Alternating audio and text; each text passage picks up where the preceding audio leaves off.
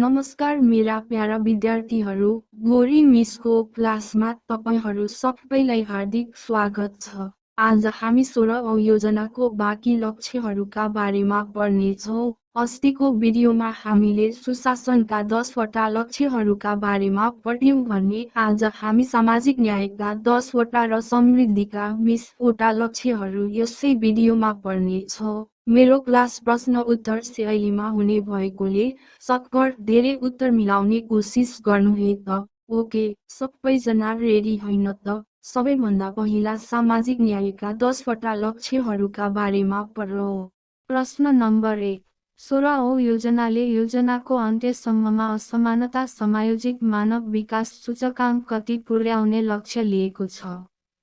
यसको सही उत्तर हो 0.600। प्रश्न नम्बर 2। 16औं योजनाले योजनाको अन्त्यसम्ममा उपभोगमा आधारित जिनी गुणक कति पुर्याउने लक्ष्य लिएको छ?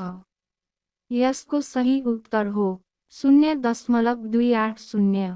प्रश्न नम्बर 3। 16औं योजनाले योजनाको अन्त्यसम्ममा सम्पत्तिमा आधारित जिनी गुणक कति पुर्याउने लक्ष्य लिएको छ? यसको सही उत्तर हो 0.22। प्रश्न नम्बर 4। 16औं योजनाले योजनाको अन्त्यसम्ममा उच्च खाद्य असुरक्षाको स्थितिमा रहेका परिवार कति प्रतिशतमा झार्ने लक्ष्य लिएको छ? यसको सही उत्तर हो 1.0। प्रश्न नम्बर 5। 16औं योजनाले योजनाको अन्त्यसम्ममा आधारभूत सामाजिक सुरक्षामा आबद्ध जनसङ्ख्या कति प्रतिशत पुर्याउने लक्ष्य लिएको छ? यसको सही उत्तर हो 60। प्रश्न नम्बर 6। 16औं योजनाले योजनाको अन्त्यसम्ममा लैङ्गिक विकास सूचकाङ्क कति पुर्याउने लक्ष्य लिएको छ? यसको सही उत्तर हो 0.967। प्रश्न नम्बर 7। 16औं योजनाले योजनाको अन्त्यसम्ममा लैङ्गिक असमानता सूचकाङ्क कति पुर्याउने लक्ष्य लिएको छ? यसको सही उत्तर हो 225। प्रश्न नम्बर 8। 16औं योजनाले योजनाको अन्त्यसम्ममा रोजगारीमा महिला र पुरुषको सहभागिता अनुपात कति पुर्याउने लक्ष्य लिएको छ? यसको सही उत्तर हो 1:1:2। प्रश्न नम्बर 9। 16औं योजनाले योजनाको अन्त्यसम्ममा बाध्यकारी श्रमको दर 15 वर्ष वा सो भन्दा माथि कति पुर्याउने लक्ष्य लिएको छ? यसको सही उत्तर हो 0। प्रश्न नम्बर 10। 16औं योजनाले योजनाको अन्त्यसम्ममा महिलाको नाममा घर वा घरजग्गा दर्ता गरेका परिवार कति प्रतिशत पुर्याउने लक्ष्य लिएको छ?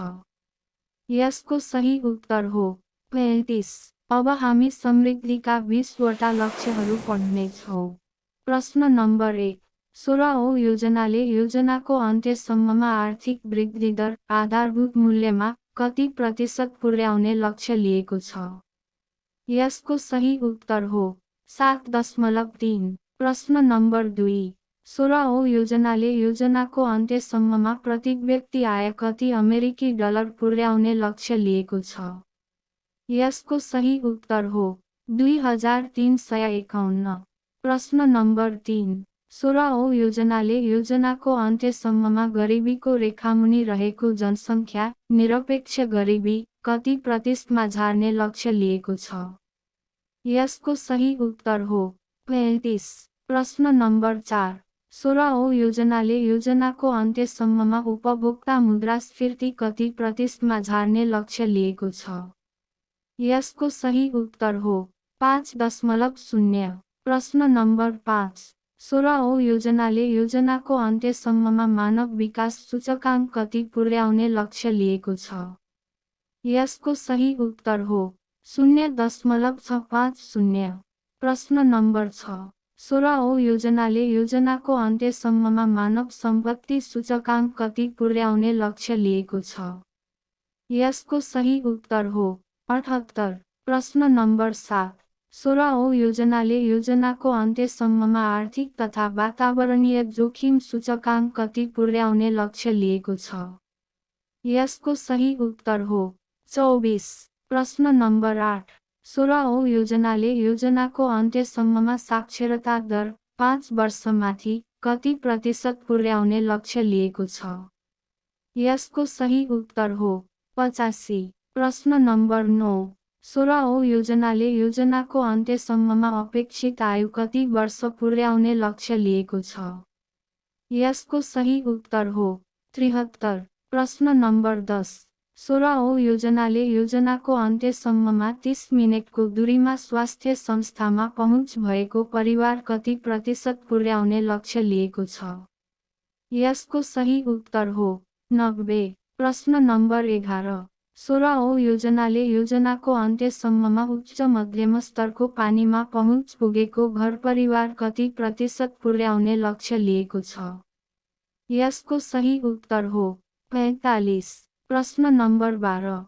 16औं योजनाले योजनाको अन्त्यसम्ममा बेरोजगारी दर कति प्रतिशतमा झार्ने लक्ष्य लिएको छ? यसको सही उत्तर हो 5.0। प्रश्न नम्बर 13।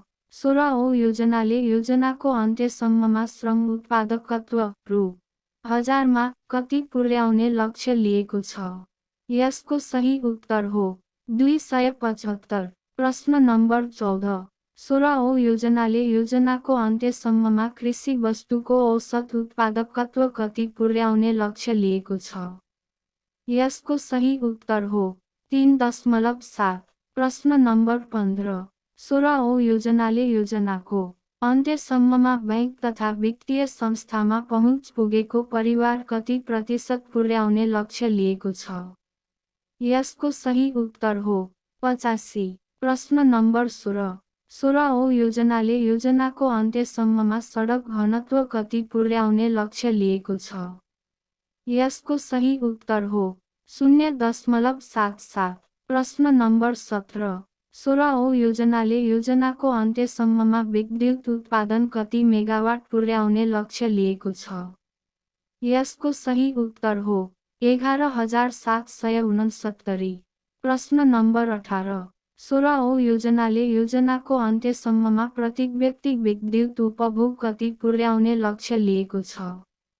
यसको सही उत्तर हो 700 किलोवाट। प्रश्न नम्बर 19। 16औं योजनाले योजनाको अन्त्यसम्ममा विद्युतमा पहुँच पुगेको जनसङ्ख्या कति प्रतिशत पुर्याउने लक्ष्य लिएको छ? यसको सही उत्तर हो 100%। प्रश्न नम्बर 20। 16औं योजनाले योजनाको अन्त्यसम्ममा इन्टरनेटमा पहुँच पुगेको जनसङ्ख्या कति प्रतिशत पुर्याउने लक्ष्य लिएको छ? यसको सही उत्तर हो 90। यो सँगै आजको भिडियो यति नै। आशा छ तपाईहरूलाई 16औं योजना कन्ठै भयो होला। अर्को भिडियोमा अर्को विषयको जानकारी सहित उपस्थित हुने बाचा गर्दै म गोरी मिस अहिलेलाई बिदा हुन्छु। By by. मेरो अर्को भिडियो हेर्नु है। नत्र म रिसाउँछु नि। ओके बा।